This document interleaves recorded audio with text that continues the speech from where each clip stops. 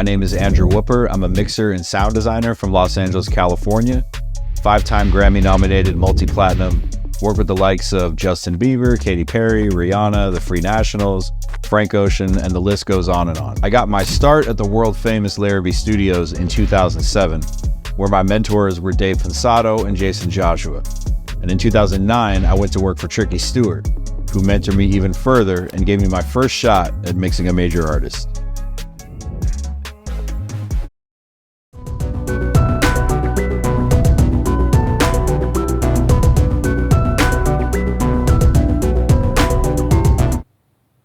I'm Andrew Whooper, and welcome to episode 2 of The Irreversible Mix, where you won't find any plugin tutorials or compression tricks, because here we're training your intuition, we're training your taste, and we're training your decision making. And today, we're breaking down the 10 traits that separate average mixers from elite, in-demand, top-tier professionals. We're starting at number 10 and working our way down to the most important one of all. So, let's get into it. Number 10. Let's start with the one that everyone obsesses over. Gear. Your gear collection and your plugin collection. Outboard, vintage emulations, secret chains. Here's the truth. Gear matters, but only at the margins. The top 1% don't win because they have more plugins or better gear. They win because they know exactly when and why to use the ones that they already have. The 1% do not have 300 plugins that they barely understand. They have a core set of tools that they dominate. They know their signature chains. They know their favorite compressors. They know exactly how their tools react. Depth beats variety every time. Mastery beats novelty every time. If you're constantly searching for the next plugin, you're avoiding discipline. You don't need 200 compressors. You need to understand compression. If you rely on new plugins to improve your mixes, you're just building on sand. Gear is leverage, but only after everything else is in place. Number 9, your discography. Your discography is proof. It's your resume. It tells people, here's what I've done. But top mixers understand something critical. Every mix is marketing. Every release is a billboard. Every record is a future client. They think long-term.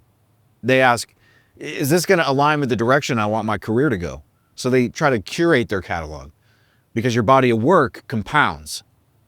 Now, with that being said, your discography can create some great opportunities for you. But without any infrastructure and without any of the next steps that we're going to be talking about, those opportunities will likely just go to waste. You can't build a strong business all off of your discography alone.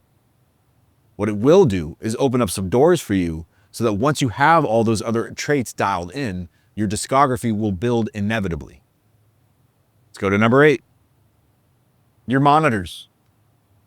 Monitoring is translation. If you can't hear the truth, you can't make the right decisions. Top mixers invest in monitors because they tell them the truth. Not monitors that flatter them. They know how their speakers behave. They know how their mixes translate in cars, earbuds, clubs. They tested their systems relentlessly. It's not about expensive. It's about accurate. And similar to your gear and plugins, it's about your mastery of the monitors, more than the monitors themselves.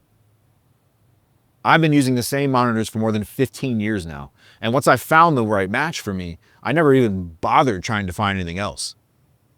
But again, great monitors that you understand deeply are a great tool and a must-have. But it's not enough to turn you into a top 1% mixer.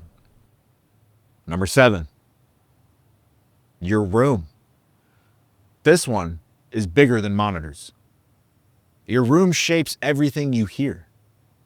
Low-end buildup, standing waves, reflection points, cone filtering. If your room is lying to you, your mix will lie to everybody else. The 1% don't ignore acoustics. They treat their room. They measure, they adjust, because accuracy equals confidence, and confidence equals speed. Your room is like your first plugin.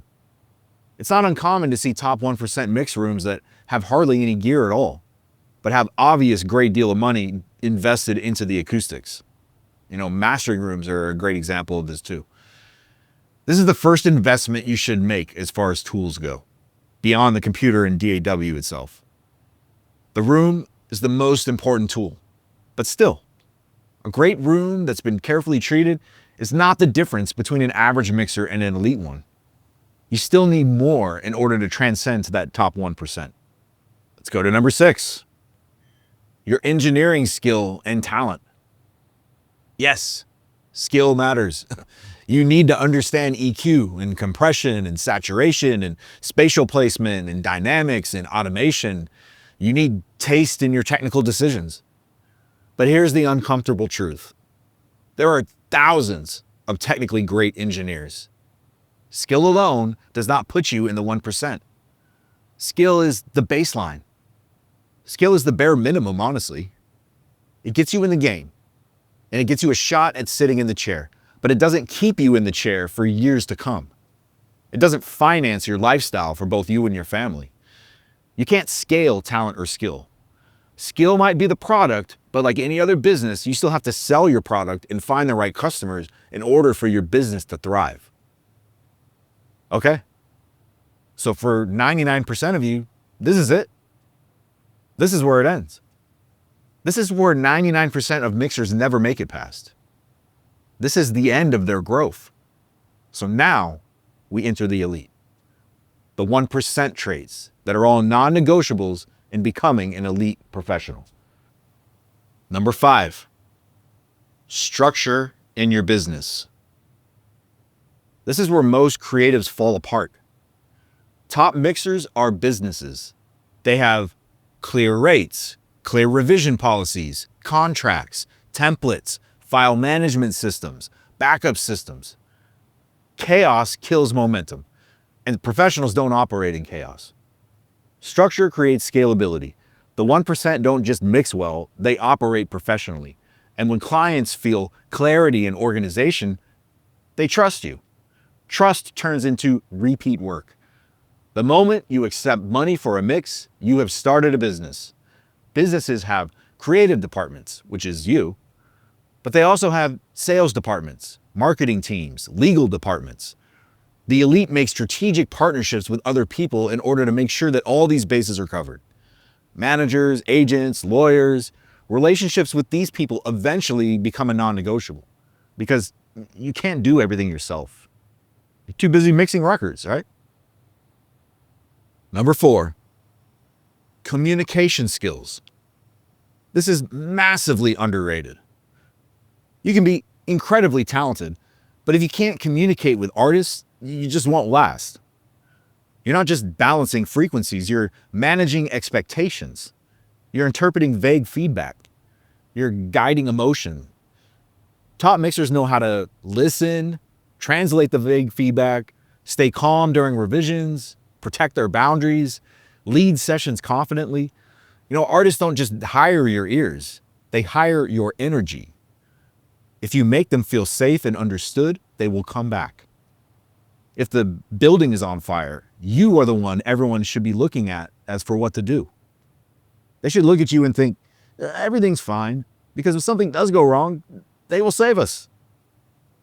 That's the energy of an elite mixing engineer. If you cannot manage people, you will never manage big records. So number 3, process. Elite mixers do not guess. They execute. They have structure. They have an order of operations. They have a repeatable workflow. Amateurs open a session and just start experimenting and mixing randomly. The 1% open a session and move with intention. They have templates, they have routing systems, they have gain staging habits. Process protects you from panic. When pressure rises, your system carries you. If every mix feels chaotic, your process is broken. And like I said, elite mixers do not operate in chaos. The 1% have a repeatable process. They don't just reinvent the wheel every mix. Process removes friction. It reduces decision fatigue. It allows creativity to flow. And when your technical foundation is automatic, your artistic decisions improve. Process equals speed, and speed equals leverage. Let's move to number 2. Taste. Taste beats technique.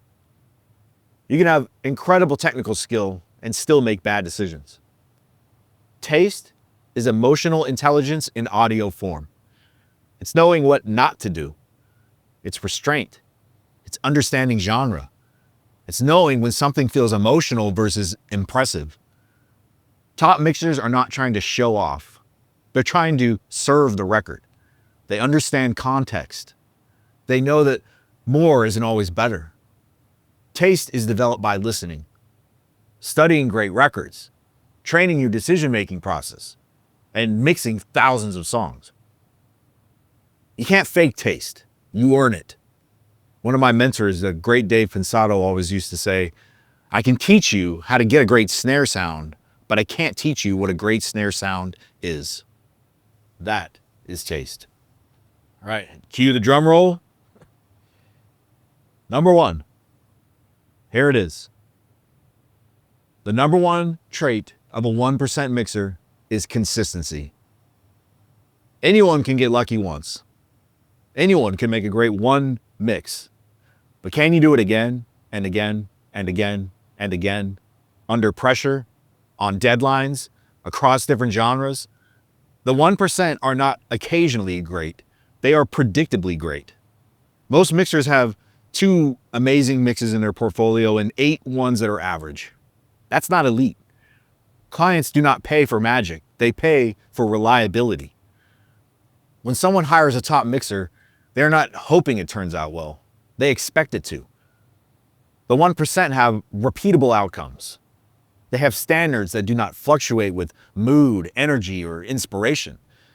If your quality depends on whether you feel creative that day, you're not operating at the highest level. Consistency builds reputation.